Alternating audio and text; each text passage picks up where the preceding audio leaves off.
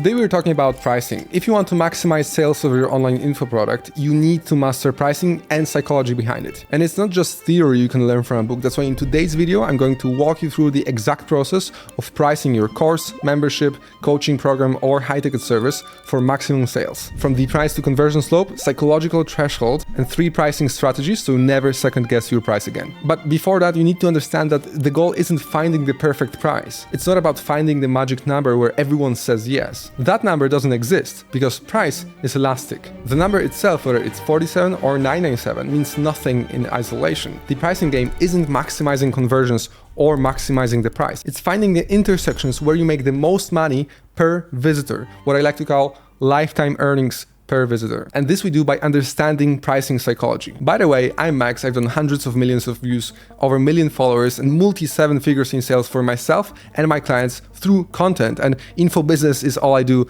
all day long. Whenever you're doing math in your head, the price to conversion, so what percent of people buy, looks something like this. If you increase your price, the conversions go down like that. And that's what keeps people stuck in prices that are way too low or way too high. But you'll find out that doubling your price doesn't have your conversions, not even close. It's the conversion slope. When you go from free to paid, even $1, you see a massive conversion drop. Maybe 50% grabbed your free thing, but only 10% will buy your $5 thing. That's the first biggest psychological barrier, just charging anything at all. But once you've crossed the threshold of I need to pull out my credit card, it continues like that. Between $3 and $9, the conversions will be about the same. Next drop will be around $29 to $39, where $40 already is the next level drop. Same repeats at $70, $100, and $200. For example, for me at 147, the conversions was identical after increasing to 197 because under 200 is the impulse territory. Here people don't check their budget or think about it for 3 days. It's an impulse buy. Decisions happen in minutes or hours. If you're in this range, you optimize for immediate action and remove every bit of friction. That's why just under $200 is usually the best price point if you're selling a simple one-time course around a specific topic.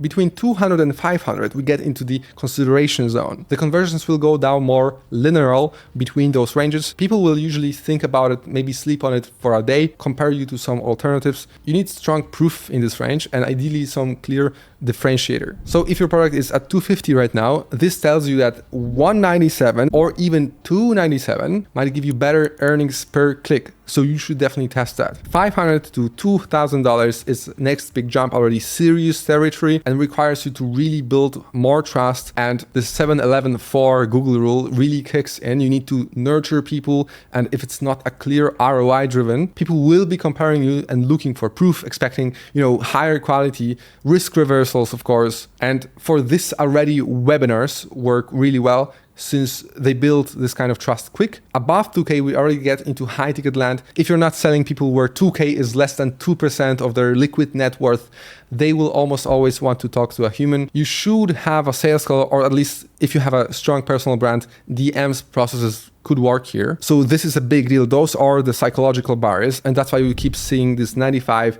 97, 99 type endings. Some like to say that 7 at the end signals better deal, 9 is better value, and 0, so like 100 feels confident and like tells people you're not playing with them. For high ticket, if you have high margins, you can test with 800 at the end, so like 3,800 or 4,800. The price feels lighter and can push someone over the edge. Also, random tip here, but the price is proven to feel smaller when the dollar sign itself is smaller.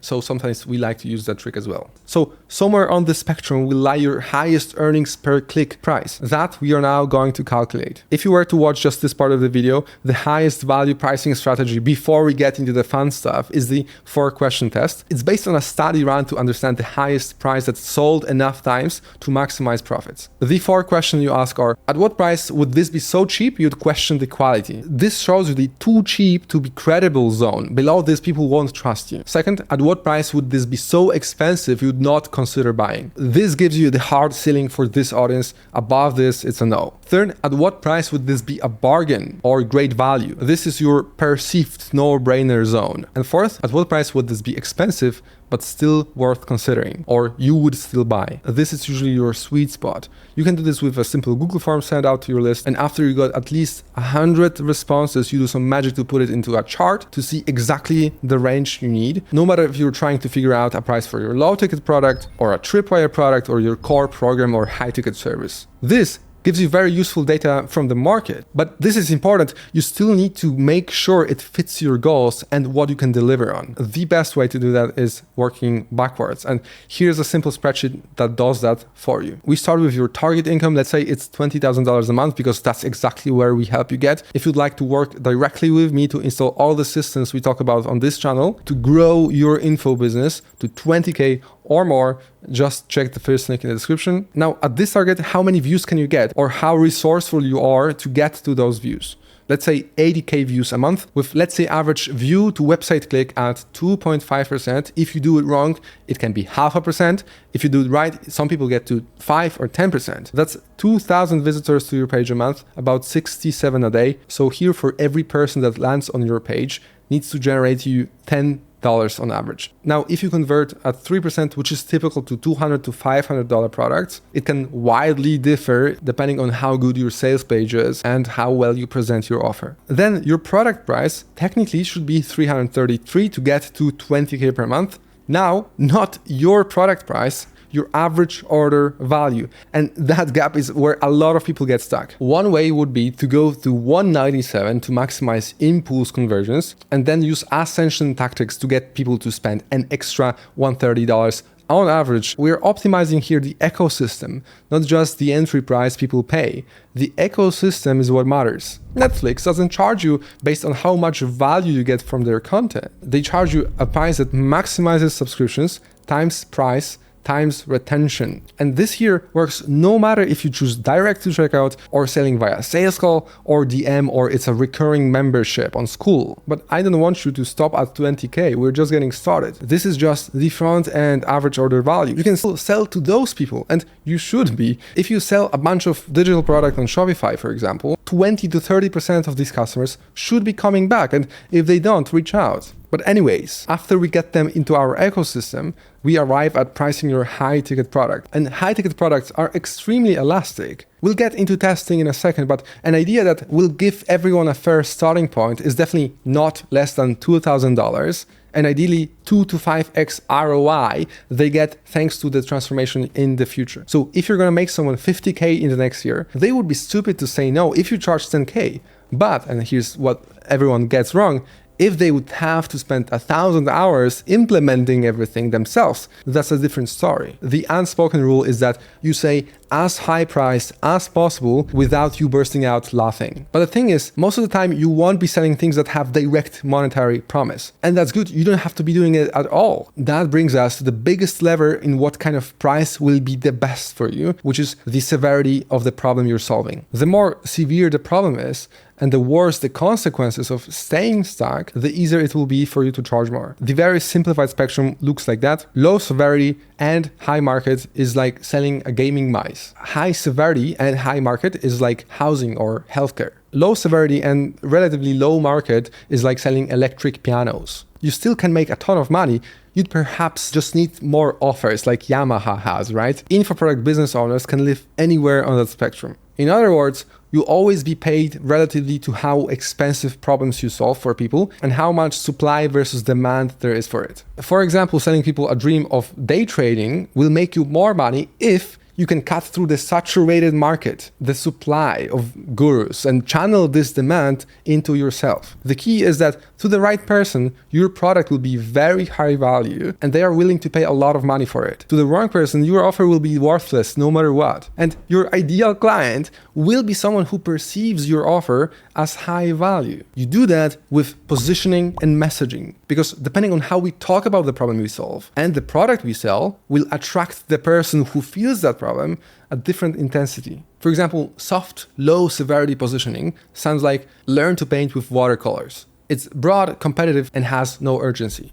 Can work well if there's a huge total addressable market and you intend to build a huge audience and basically sell cheap to everyone. A bit higher severity positioning would be something like watercolor portrait techniques for artists preparing for gallery submissions. This targets already a specific person with a specific goal and is higher urgency. Now you can justify charging $200 to $500 easier, and you differentiate a lot from the cheap competition. If you wanted to go full throttle, hard positioning, it would be something like the 90-day gallery portrait system, how intermediate artists create museum quality watercolor portraits using my 5-step method. So we got specific timeline, specific outcome, specific method. Now to the right person, you can justify charging even more than $500, especially if you have proof. But the market can be too tiny and it might just not be the best for this category. This is where a lot of people really screw this up, trying to position broad problems and target highly qualified people without having enough authority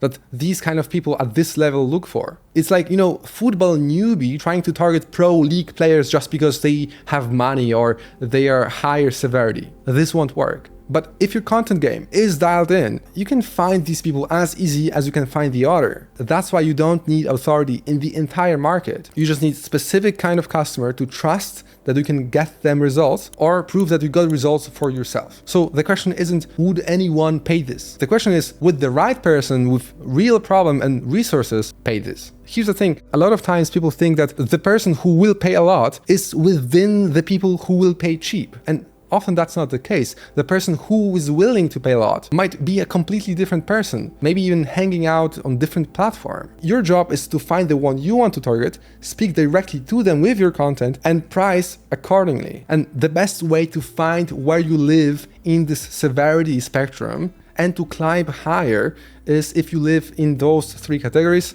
which is health, so body performance, weight loss, nutrition, mental health, ADHD, focus, habits, discipline is like mental health stuff. Then wealth, so stuff related to wealth as well, so design, investments, career, freelancing, productivity, or relationships. Not only parenting, marriage, and intimacy or like charisma, but also like social identity and dating. If you help someone fix chronic sleep issues, you're not just helping them feel more rested, you are reducing their risk of burnout, mistakes at work, long-term health problems. That can be easily worth tens or hundreds of thousands over the next decade in career performance or medical costs alone. Now, so far, this is just like theory. You've set your price formula, you understand the slope, the threshold, the severity, and the positioning. Now the question becomes, what do you do now? Because setting the price based on math or value or survey is one thing, and validating it in a real world is another. The price you always test. You start at a price that feels comfortable, maybe even slightly low. You can always increase it after you prove the concept,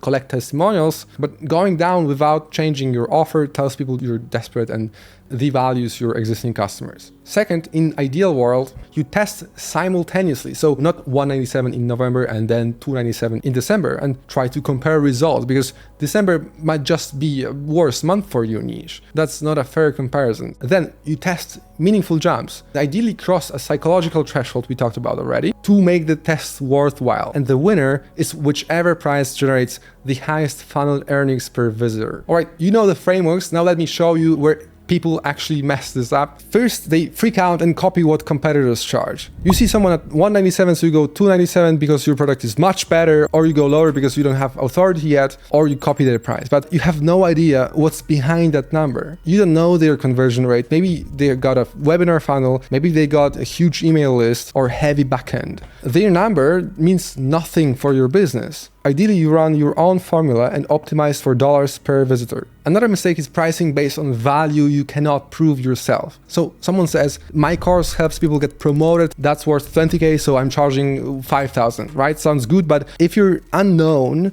with no results to show, nobody believes you. So ideally, you start lower, get 3 or 5 customers, document the process, and then raise your prices, because if not, you might get stuck and never even sell anyone. If you have an education business and want to dial in not just your pricing, but offer, demand, the perfect conversion model, and have entire content engine built out for you, that's exactly what I help with my clients inside Info Elite. We work together so that you can scale to 20 or 30K per month and beyond, waking up without your jaw clenched, knowing exactly what to do next. Link is in the description. I'll map out your numbers and show you exactly how we could help you get there. Now, pricing tactics we talked about today only work if your ecosystem supports it and you can actually get clients to even see this price. That's why in this video you see on the right, I'll show you the content funnel that gets you not only views, but builds trust and gets clients.